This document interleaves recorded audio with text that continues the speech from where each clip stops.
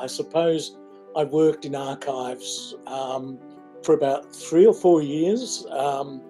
Then I worked with the ASA for probably up till I had 4 years on council and 4 years as editor of the journal. So it goes back to I realised I was incredibly young and slightly foolish when I got involved with the ASA, but it was a very important part of my life and career. Most of what I've done since then has been as a professional historian.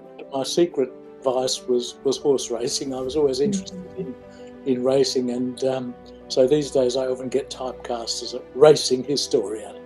But underneath all of that is that training and experience with archives, and I reckon probably all historians should have a go at being an archivist first. You sort of try and dust off the memories. It's 50 years ago.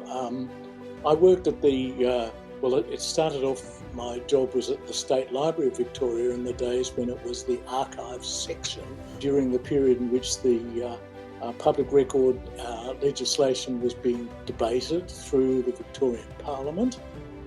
It was a fascinating place to work. It was a toxic workplace. It's been well documented that most of the staff were disaffected after a period of time. I started there in 1972. I think we were probably thrown into a room and told to read Schellenberg. We felt very isolated. We didn't really know that there were other archivists out there in the world, and pretty confused because there was very little professional understanding of what archives was about. But what was happening in the corridors of power was an attempt to separate the archives from the State Library, and then I came to realise that was a very significant step happening in different places nationally, and different states were doing it in different kinds of ways. So I worked there 72, 73, 74, and it was during probably 74 that we started having these visitations from particularly Michael Sacklier down from Canberra to tell us about the idea of setting up the Australian Society of Archivists. And so Michael came into our midst, and he was a very exciting personality, very enthusiastic, very keen to get this society up and running.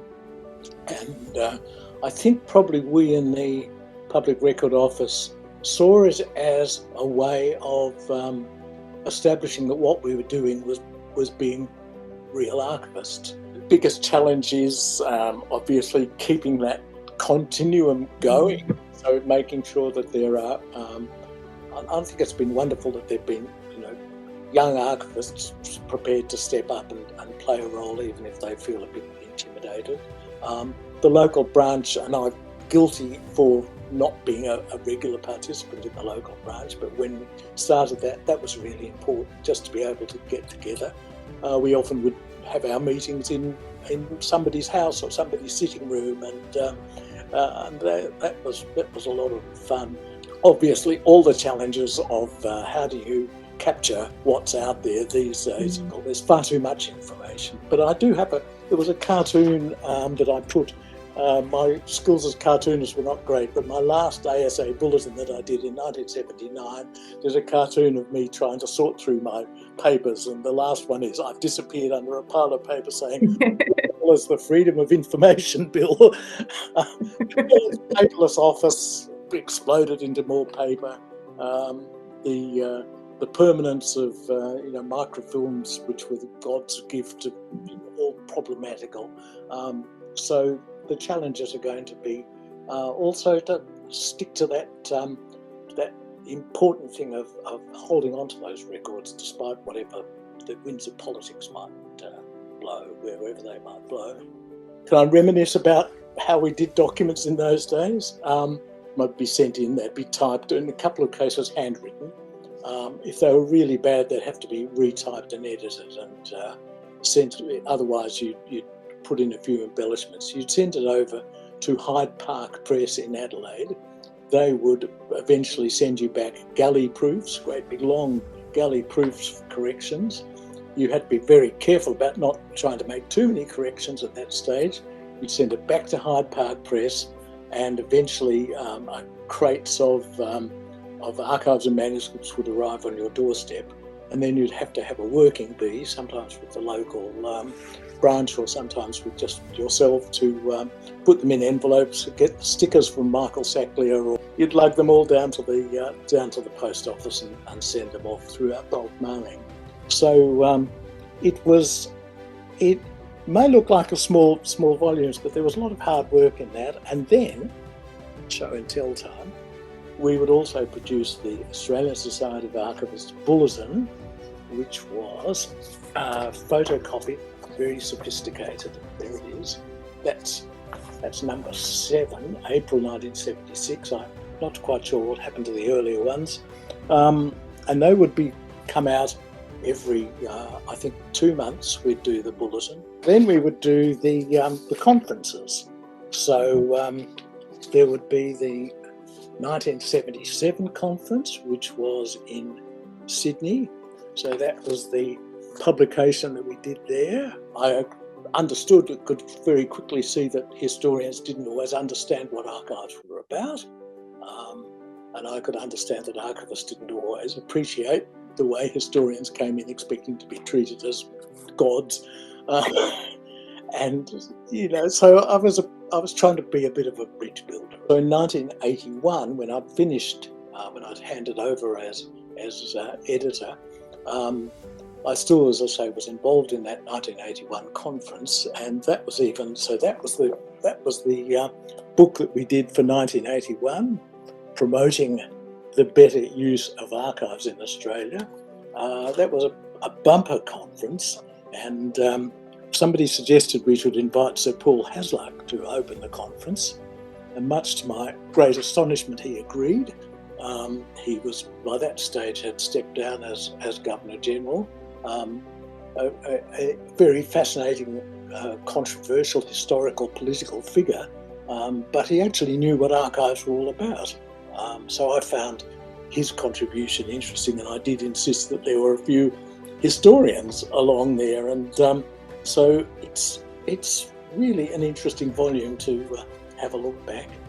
And the last show and tell I'm going to show you is we put together through the Victorian Branch an amazing exhibition as part of that conference, which was put on in the Myer department store mural hall, and we collaborated. We got archival institutions in Melbourne to all agree to put stuff into that exhibition. So that was the catalogue, and it's a big catalogue, and it's got lots of illustrations from, I'll move over there, the sorts of things that are sitting in archives and are on display. There's our famous footballers. It was open, of course, to the public, and it was just a way of saying archives are not locked away. So this is all that pre-industrial period. It's before the internet. It's before the ability to digitise. But I think it was a step in that direction to say archives are history as well as being what it's all about. So I found that time in the ASA really important, made good connections with, and there are people who I hardly met but whose names I knew and who we corresponded with, and we did have some very interesting council meetings over that period of time. So a very important part of my life and my background as a historian. I think that the people who started the Society would be thrilled to know that it still continues at a very professional level, but also that so many people have been prepared to put, sometimes it's 2 years of their working life, sometimes 4 years of their working life, sometimes longer. There's been a really continuum is I can accept continuum, that's okay, because what you realise is there's been this handing over of from one person to another, and it's sort of terrific to see the way that's continued. I'm starting to now realise that I'm getting ancient, because names that are sitting there in the panoply of heroes for the ASA, there's Phyllis Mander Jones, there's Margaret Jennings, and there's Bob Sharman. And Bob was a little bit ambivalent about the creation of the ASA, because he was a bit alarmed to see this break away from the library into archives. But there were others who were going to say, if we're still to do with libraries, we don't want to be part of it. So there had to be that rapprochement. You've also found out my guilty secret. I still have 2 or 3 boxes of correspondence, Bob Sharman's, and I promise they will go into the ASA archives. Because time turns something that's just ordinary into a historical document after a while. Making friends and connections was pretty important. We celebrate our double 50th anniversary this year, and that's the best thing that came out of the Public Record Office for me. So it's been fun to be part of it, and thank you very much.